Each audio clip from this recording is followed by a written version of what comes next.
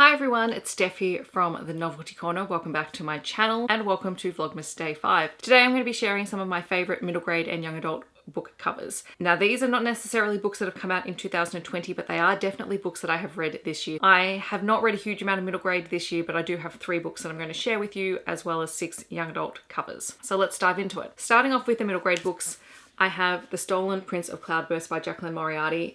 Now I love the whimsical illustration style on these covers, but I also like the design of these books. This is the 3rd book in the Kingdom and Empires series by Jaclyn Moriarty, and they all come in these beautiful hardback illustrated covers, and they're just stunning, and they've got all these beautiful matching spines. In terms of a set collection of books, they look beautiful. Then there is The Year the Maps Changed by Danielle Binks. This is a historical story set in 1999 in Victoria, which is my home state. It is the story of Fred, whose family is shifting rapidly and she's trying to find her place in the world, and then the town has a group of Kosovar Albanian refugees arrive, and that upends everything again. Our main character Fred becomes very involved in human rights, really, and she's in grade 6, and this becomes something of a passion for hers. It is a beautiful story. I really loved it, but I love this cover so much. I'm a big fan of illustrated covers, but I like specific things. I especially love maps, and I love how the title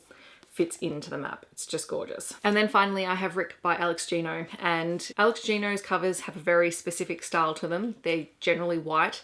They have the rainbow title and a simple illustration that sort of matches the tone of the book. And this is a middle grade story about Rick, who is really uncovering his identity, and he's about to move into middle school, and so this is Rick with his backpack and all his pins. The story itself is great, but this cover is just so striking.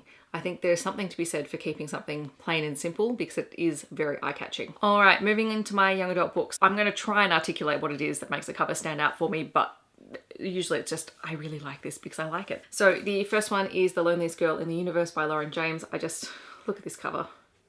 I love that it's a silhouette, it's shiny, and it's in space. The King of Crows by Libba Bray. I love the fact that it is shiny. I love the fact that pretty much the entire cover is black except for these key little pictures. In this case, gloves with a crow.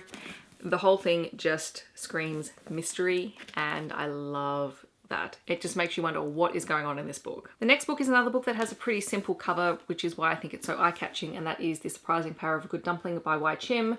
This is another Australian young adult book. I love the pink background, and I love that the image of Anna, the main character, just pops off the page. I mean, the colours are so bright and you wouldn't normally think to put them on this cover, but it does really stand out. Underdog, LoveOzYA short stories edited by Tobias Madden is another one that I love. I do love florals and leaf patterns. And this one is super simple. It's just gorgeous. The Beautiful by Renee Ahdieh. I love the black and the red.